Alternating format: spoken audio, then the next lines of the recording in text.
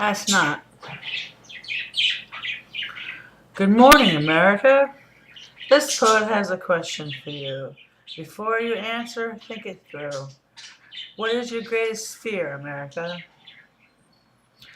The answer lies beyond feeding your own children and the worries of your day to day. From asking collective America, what would steal all of your courage away? To be homeless and living on the street is a personal worry which does not apply. Dig deeper, America. Where's your sense of pride? Are we all too satisfied merely to live day to day?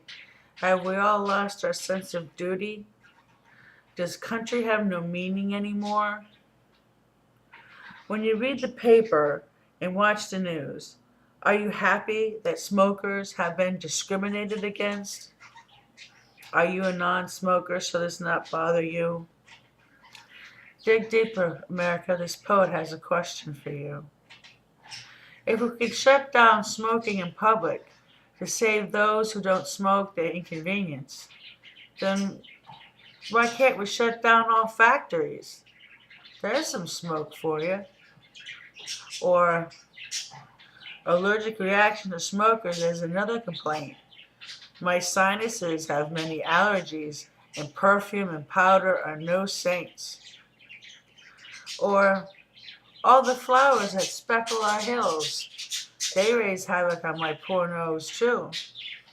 It's time that we did something about this pollen pollution, I'd say.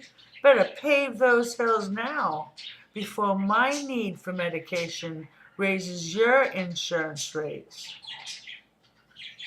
But I ramble. But it's time for me to tell you what my greatest fear for America is. When I'm done, you need to answer the questions I pose along my fears. Is it a deal? Why do you think the Constitution supports our right to bear arms? Why do you think our Constitution supports our right to assemble peacefully? Why do you think our Constitution supports equal rights regardless of sex or race? Why do you think I'm worried about our country? What about freedom of speech and freedom of religion? And how about search warrants, eh? Throw all those questions into a bowl, then pull one out, followed by another, and then the next. Grab a piece of paper and write what they all have in common to each other. Would you please? Right now. Right now. Have we enjoyed our freedom for so long that we've forgotten that we have to fight to keep it? Just play with me if you would. What if we invaded, eh? Oh, no, not here. Who is powerful enough to invade us? But play with me if you would. Think about aliens from space if that'll calm your nerves.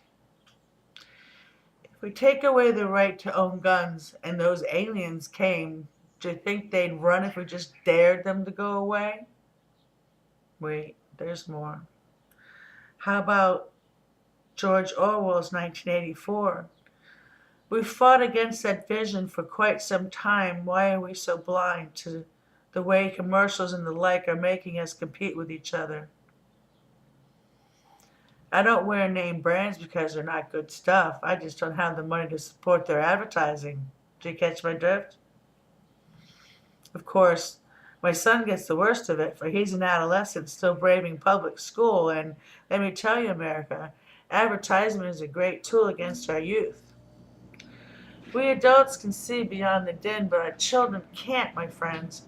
And parents who can't afford the advertising have children who are paying a pride price. Ask yourselves, America, is that right? Of course not, you loudly say, and I applaud you, but truth is truth, and speak I must.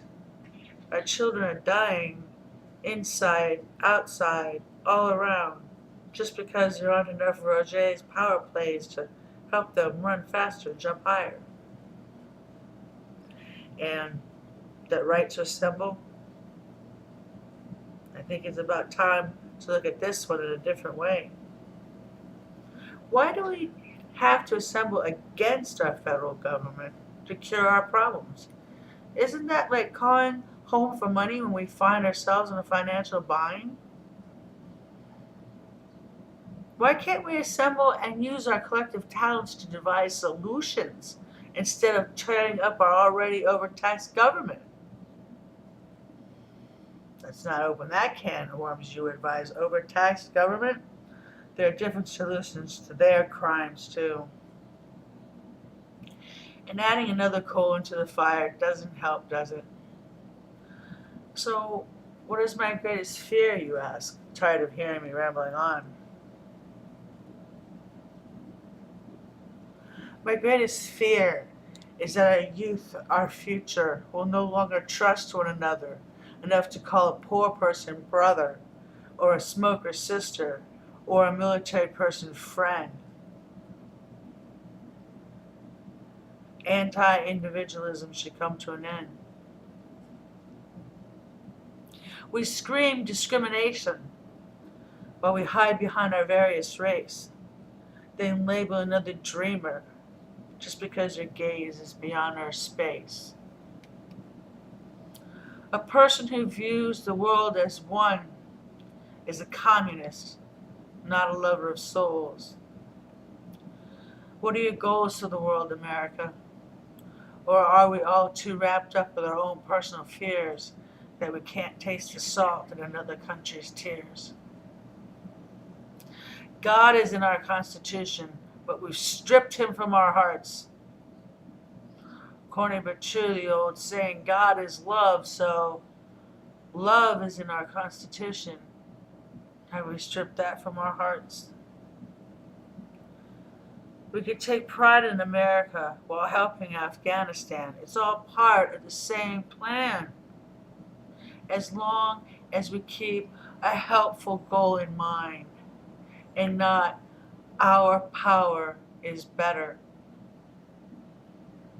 Anti individualism, advertising, hate crimes.